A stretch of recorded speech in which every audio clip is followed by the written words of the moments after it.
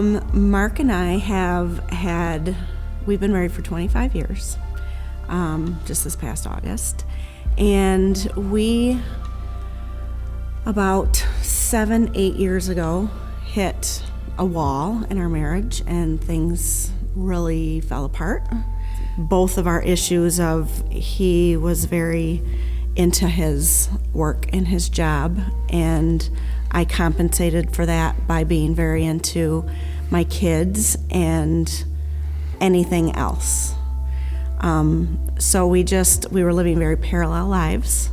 Going back now 2 years ago, I had a job change. I was originally working up in Cadillac, and I would say this is the point where I really fell off the wagon, literally. I ended up having an affair with another woman, and that's when I came to Jill and I told her about the affair that I was having. Deep inside, knowing what was really happening, but not being able to prove it, and begging God to release me. Just please let me be done. And God just kept saying, no, you can't be done because this is my story. And how can my story be brought into glory if you walk away? The really low point for us was in either, I think it was end of May or June of 2016, I actually left. I left her, I left the kids, and I walked out, and I was gone for 6 weeks. Even though I had left and walked out, for some reason I decided I'm still going to go to church on Sundays. That's what I'm going to do. And that's when I started coming to Res here in June of 2016. And it was the sermon series that Pastor Ross was doing on 10 things you wish Jesus didn't say. And I attended here roughly 6 weeks in a row. And every single sermon was God just whacking me on the side of the head, going, what are you doing? What are you thinking? I actually went on Heart Quest down in Texas. I went down and did that the first week in July when he was gone because I just needed some focus. I knew that I was good with God. I was in a great place as his daughter, but I was sad, I was hurt, I was angry, all of these things, and I just needed that time away. So I went. Mark came home for that week because the kids were still home, and he was gone again by the time I got home.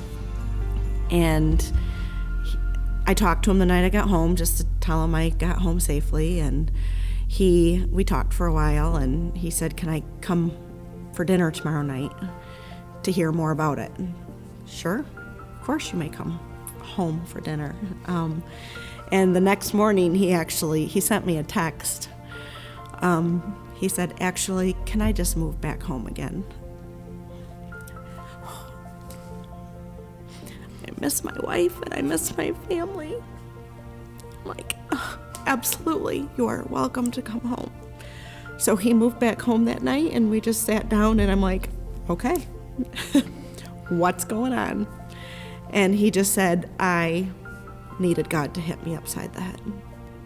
What we've realized through all this and what we can, hopefully bring to other people as well is, also the importance of this in church family, because we had a number of couples that knew what we were going through, that stood beside us through this entire thing, were constantly praying for us.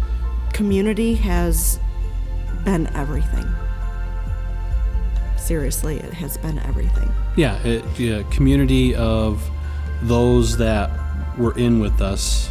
I had 3 really good friends that were just constantly in my face, and I can't tell you how appreciative I was of that.